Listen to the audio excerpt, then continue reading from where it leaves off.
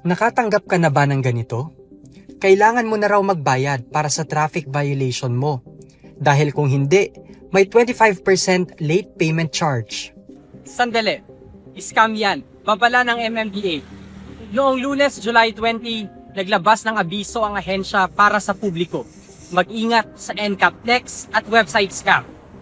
May mga naglipa na kasing text message at website scam na gumagamit ng No Contact Apprehension Policy o NCAP para makapanloko. Sa text message, sasabihin kailangan mo nang magbayad para sa traffic violation mo.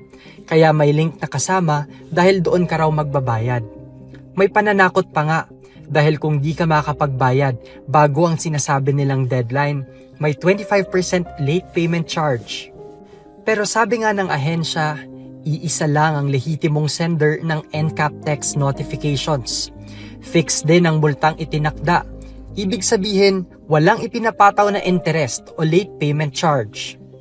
Sinabi ng MMDA na ang real-time notification mula sa kanila ay walang payment links, walang reply to sender option, walang SMS contact information at wala ring pangalan ng registered vehicle owner. Babala ng ahensya, huwag pindutin ang anumang kahina-hinalang link o button sa ipinapadalang text message para maiwasang mabiktima ng scam. Sabi ng MMDA, laging i-verify ang pinagmumula ng impormasyon at gumamit lang ng mga opisyal na platforms ng ahensya, kagaya na lamang ng website kung saan makikita kung may traffic violation ka o wala. Ako si Kurt De La Peña, nagpaulat para sa Inquirer.